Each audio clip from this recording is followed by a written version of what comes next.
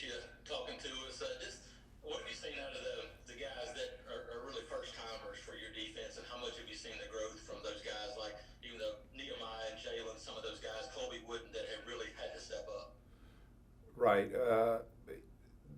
Kobe, Nehemiah, those kind of guys that had been in the program and gone through off season before, spring practice before, fall camp before, and a season, we kind of knew what we had there, and we knew the potential of those guys. But it's the normal process of this thing. They took the next step. Nehemiah's played some very good football. Kobe Wooden is a guy that is he is very responsible and accountable to do his job on every play. So it's the normal maturity that you've had, and even Zacoby McClain. I mean, he's a guy that's leading the SEC in tackles, and that's not easy to do. And really, at the start of the year, he was not. Well, we always talk about 18 starters, but he was not the guy that they introduced on the video board. So we've had a lot of those guys that we knew what they were in terms of, and it was just the maturity process. Next is Nathan King. Hey Kevin, talking about a little bit going off of Zacoby and Owen, what kind of response have you seen out of them? Obviously playing a lot of snaps right now without KJ. What has their attitude been like toward that? Obviously they've played very well in response. Yeah, everybody wants to play, and so they've taken their responsibility very seriously, and they're very mature about it. They're pros in that regard. The thing you have to watch is the pitch count that you get into. Because some of those games get into 80, 85 snaps. That's a lot of snaps, and then the guys behind them are extremely young and inexperienced. So you got to be calculated to when you substitute. I think that's probably been the biggest thing, is that they've not wanted to come out. They're not over there asking for a break, and that speaks volume for their competitiveness.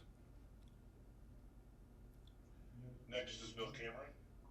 Sort of continuing on that, Tyrone and Daquan were playing an awful lot of snaps. Looks like you're getting healthier there. And obviously this past week had a chance to play some of the younger guys. Just talk about the improved health and the plan for this week with the open day.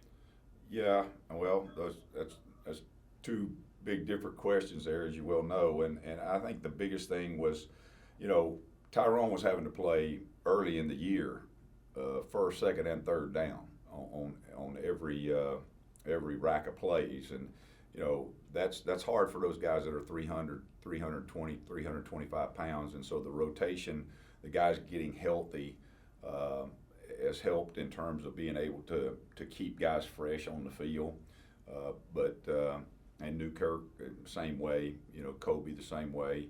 Actually, Big Cat, he fought through the injury, but it put pressure on us in terms of trying to keep guys fresh in the defensive line.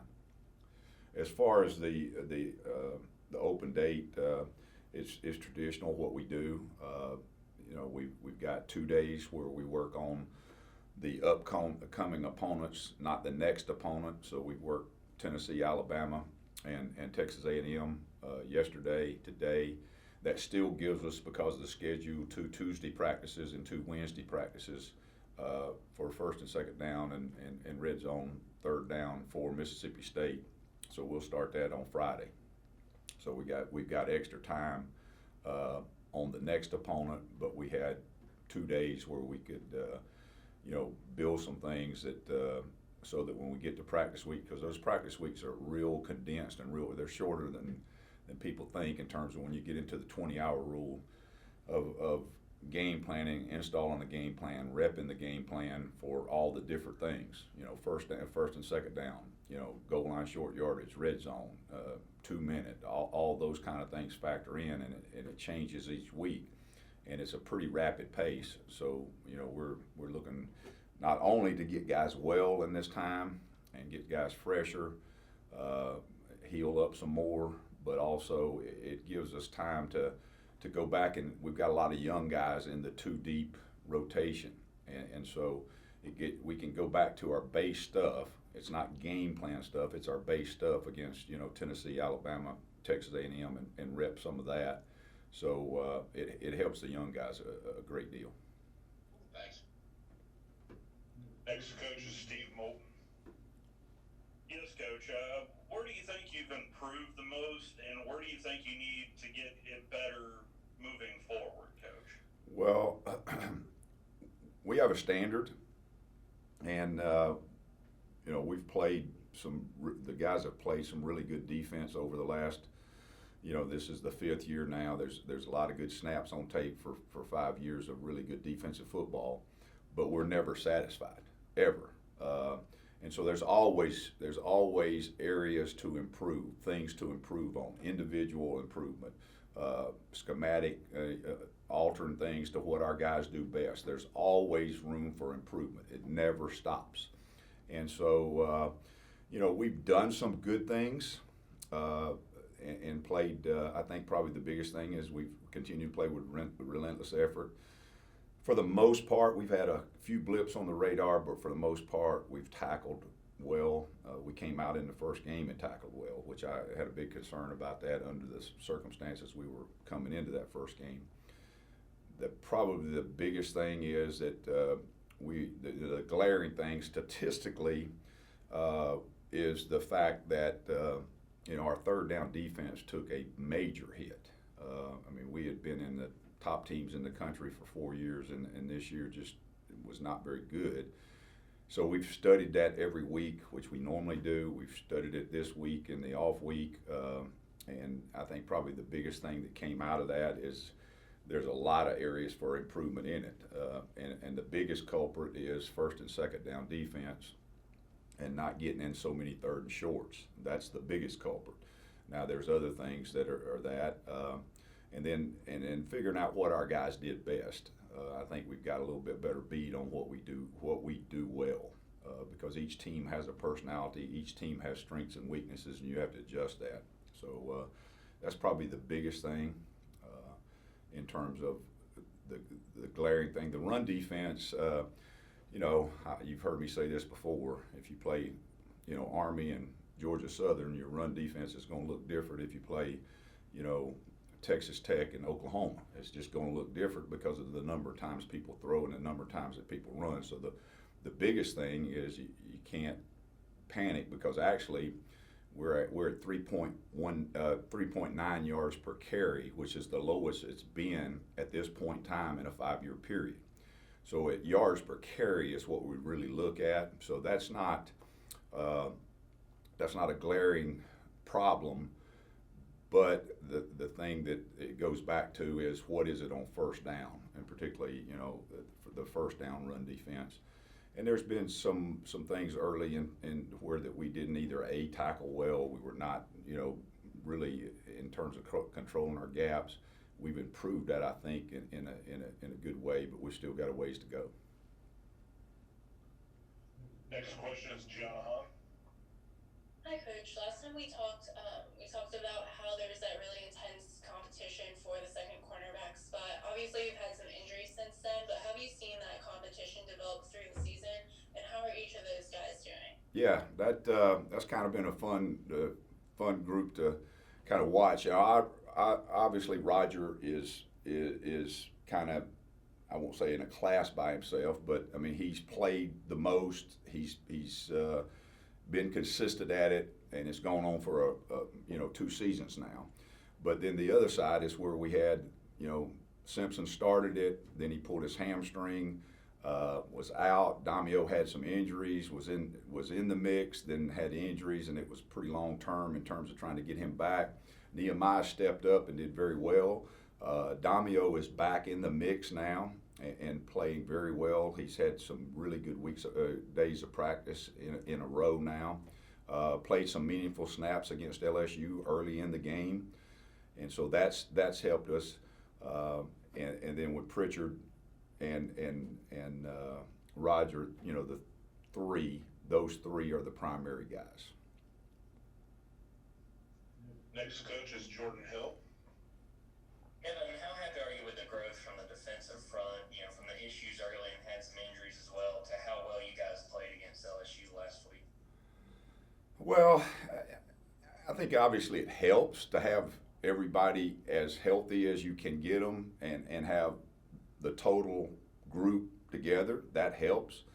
But, we're not in the excuse business. We're in the production business. And the production business doesn't matter who's out there, you need to produce. And that's all of us. And so it's helped, but we're not going to use that as really why that happened. I think it's maturity. I think it's hard work. I think it's really getting in focused in terms of what the standard is and what is acceptable and what's unacceptable. So there's a lot of factors in what you saw last Saturday. Now the big thing is obtaining success is one thing, but sustaining it is another, and that's where the key is right now. Sustain that. Next is J.G. Tate. Hey, Kevin, I like that production business thing. That's definitely true. Tell me about Ladarius Tennyson. You've been playing him more lately, and it looks like he's going to be a hell of a player. Talk about what you like about him and kind of his progress this year. Yeah, we were really disappointed that we didn't have spring practice with 10, and he's he's a violent tackler. He's extremely quick. He loves to compete, highly competitive guy. He just he needed repetition, and so I think what you're seeing is he's coming into his own, had meaningful snaps in the LSU game early in the game. We would have probably seen that earlier in the year had we had traditional preparation, because he's a talented young man. Next is Nathan King. Hey Kevin, I guess in the preseason you were speaking very highly of Colby and what you thought he could do this season. Has he pretty much looked exactly like you thought he would? You were kind of talking about it a little bit before, and can you just kind of speak to his determination there to go from a player that was a lot smaller to kind of bulk up and Right. play a lot on the defensive line? Well, first of all, he's a pro at what he does. He is a man. He's not emotional about things in terms of getting up and down. He comes to work every day with the same attitude, and attitude is the key. That's a big starting point, and he's got such a good attitude, and it's a work ethic attitude. He knows to get where he needs to get, and for us to get where we need to get, it's going to take hard work, and he doesn't shy away from that. So a lot of that's personality. In terms of his play, I kind of liken it a little bit. Now, they're different positions, different style players, but a little bit like Dontavius Russell. Dontavius Russell played around here, and when he left, I mean, there were other guys that have left that, how you going to replace this guy? But that was a hard guy to replace because he did his job. And it was hard to find snaps on the tape where he did not do his job. And Kobe is very similar in that regard. He lines up and he knows his job. He knows what his job is, and he works extremely hard to do his job, and most times gets his job done. So not surprised at all. Like I said, we talked about it earlier and saw it coming. This is not a surprise. I mean, he has a pro mentality. Next is Jason Caldwell. Yeah, another one of those guys. You mentioned a little bit about Roger McCreary, but how have you seen him progress, going from one of the guys to that guy that you think about putting on a top guy or the guy that you consider your top guy? How have you seen him progress in that role? Well, again, it goes back to that word of maturity, but he is, I think with him, is confidence. When you play out there at that position, if you have a problem, everybody knows who it was, and that was 23. If somebody's in the wrong gap, half the stadium may not figure out who it was.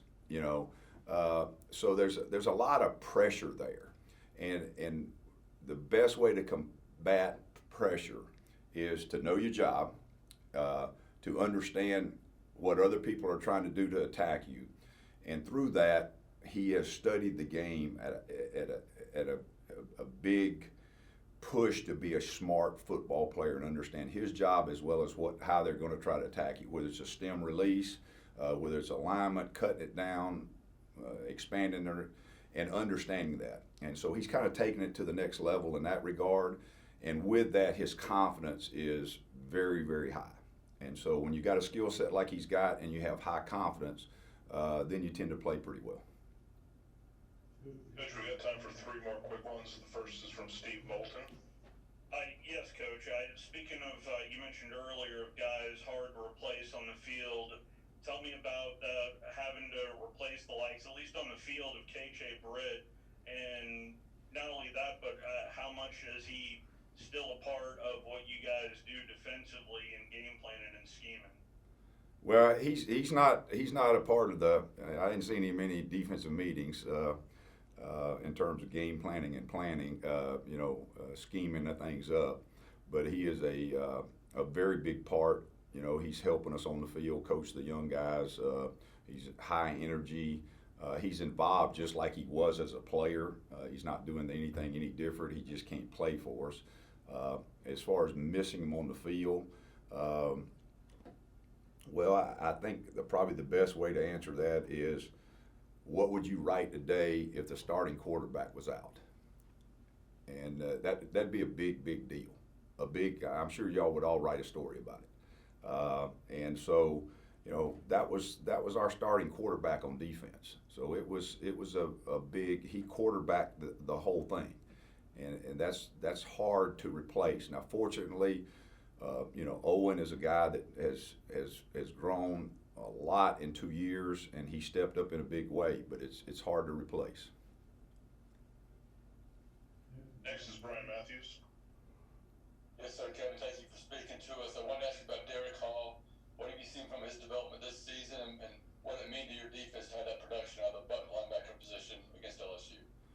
Well, obviously, any production by any position is, if it's that kind of production, is good. I think the biggest thing with Derek, he's a smart guy, very cerebral, easy to coach.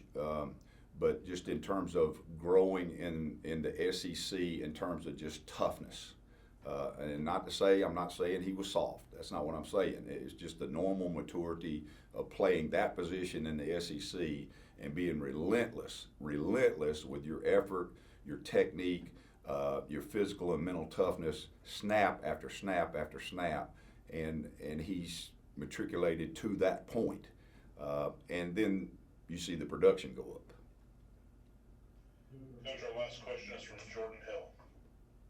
Kevin, looking to matching up with Mississippi State with that offense, just what does that challenge present to any defensive backs, knowing what they're going to be looking to do?